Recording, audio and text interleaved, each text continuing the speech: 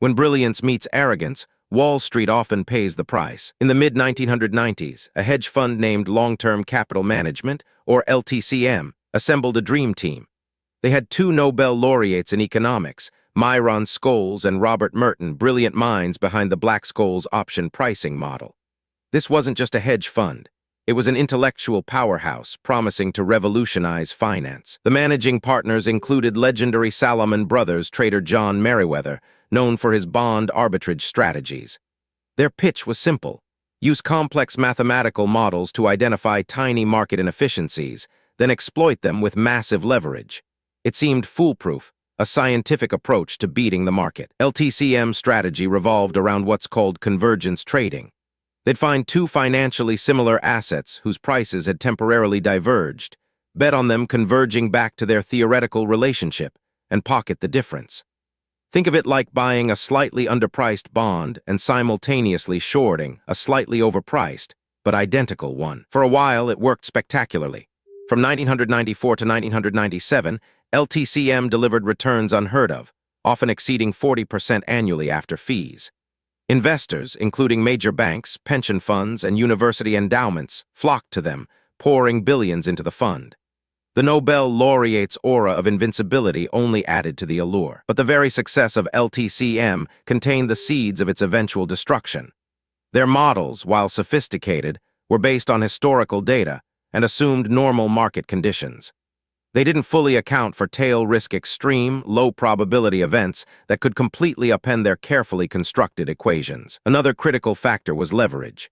To amplify those small price differences into substantial profits, LTCM borrowed astronomical sums.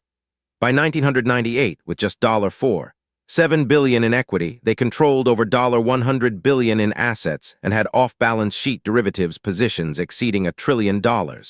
Their balance sheet was a house of cards. The first cracks appeared in May 1998, when a sudden market downturn led to significant losses. Then, in August, Russia defaulted on its debt.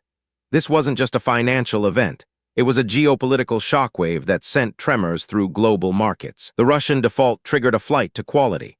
Investors panicked, dumping riskier assets and piling into safe havens like U.S. Treasuries. This caused credit spreads, the difference in yield between corporate bonds and government bonds, to widen dramatically, moving in the opposite direction of what LTCM models predicted. LTCM convergence trades, designed for a world where spreads would narrow, suddenly started losing money hand over fist. And because everyone else was doing similar trades or trying to unwind them, the market became illiquid. There were no buyers for LTCM positions without incurring even greater losses. The fund was hemorrhaging cash. In just 1 month, August 1998, LTCM lost $1.85 billion. By early September, their equity had plummeted from $4.7 billion to a mere $600 million. They were on the brink of collapse, and the ripple effects threatened to engulf the entire global financial system. The Federal Reserve, under Chairman Alan Greenspan, recognized the existential threat. LTCM counterparties included nearly every major investment bank on Wall Street. If LTCM collapsed, it would trigger a cascade of defaults, potentially freezing credit markets and plunging the world into a severe recession. On September 23, 1998, the New York Fed orchestrated an unprecedented bailout. They gathered 14 of LTCM's largest creditors' banks like Goldman Sachs, Merrill Lynch, and J.P. Morgan in a room, essentially forcing them to contribute to a $3.6 billion rescue package. The alternative, Greenspan argued, was catastrophic. It wasn't a bailout of LTCM shareholders, but a rescue of the financial system itself. The participating banks, many of whom had lent heavily to LTCM, reluctantly agreed, understanding the systemic risk at play. The fund was effectively taken over by the consortium of banks. Meriwether, Scholes, and Merton lost everything they had invested. The Nobel laureates, whose models were supposed to predict and mitigate risk, had underestimated the irrationality and interconnectedness of real-world markets. What went wrong? Firstly, LTCM models were too reliant on historical data, assuming that past market relationships would hold in the future. They didn't account for the fat tails of probability distributions, where extreme events occur more often than traditional models predict. Secondly, their massive leverage amplified both gains and losses. Small miscalculations became existential threats.